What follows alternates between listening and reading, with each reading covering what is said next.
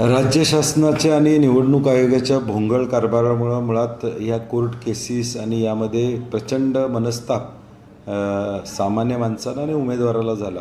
आता जिल्हा परिषदच्या 12 जिल्हा परिषदच्या निवडणुका घ्याव्यात या पद्धतीचा सुतोवाच सुप्रीम कोर्टाने केलेला आणि आता 7 तारखेला होतं। एकूण प्रोग्राम बघितला तर छाननीला एकच दिवस आहे, म्हणजे ज्यांचे फॉर्म भरले ते फॉर्म वाचायला सुद्धा मिळणार नाही। ऑब्जेक्शन कुणाला घ्यायचे असले तरी घेता येणार नाही। मी किमान छाननीला तुम्ही 1 दिवसाची मुदत ठेवायला पाहिजे होती। आता काय ऑब्जेक्शन घ्यायचे असतील तर फॉर्म भरल्याशिवाय ऑब्जेक्शन कळत नाहीत। आणि त्याचबरोबर प्रचाराला फक्त 9 दिवस प्रचाराला त्या ठिकाणी मिळतात। जिल्हा परिषदचा एक मतदारसंघ हा अर्ध्या विधानसभे एवढा मतदारसंघ भौगोलिकदृष्ट्या काही ठिकाणी असतो।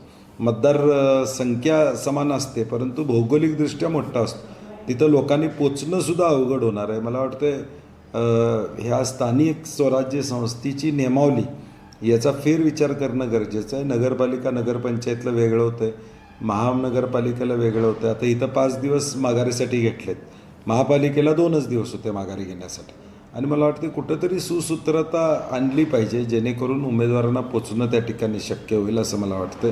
आणि तो आता पुढच्या काळात राज्य शासनाकडं आमची मागणी राहील की या सगळ्या ग्रामपंचायतचा ॲक्ट वेगळा आहे, तर निवडणुकीसाठी एक सुसूत्रता आणावी अशी आमची अपेक्षा असणार।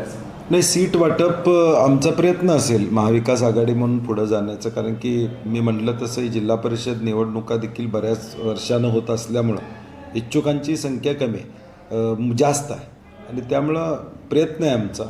शिरोळमध्ये राजू शेट्टींच्या बरोबर काँग्रेस, तिथं शिवसेना उद्धव ठाकरे साहेबांचा गट असेल आणि वंचित बरोबर आमची चर्चा साधारणपणे तिथं चालू आहे। शिरोळमधलं मिटेल असं मला खात्री आहे। हातकणंगल्यातही तीच परिस्थिती आहे आणि मग तालुकावाईज समीकरणं होतील। तालुक्यात कुठल्या गटाची ताकद आहे त्यांना एक सीट ॲडजस्टमेंट करून आम्ही स्थानिक तालुक्यातल्या नेत्यांना सूचना दिलेल्या आहेत की तुम्ही ताबडतोब त्याच्यावर कारवाई करा आणि डिसिजन घ्या म्हणून सांगितलं। आणि माझा प्रयत्न असेल करायचा, नाही झालं तर ते मैत्रीपूर्ण लढाई करू शकतात आणि पोस्टपोल अलायन्स होऊ शकते। अशाच ताज्या अपडेटसाठी महासत्ता न्यूजला सबस्क्राईब करा।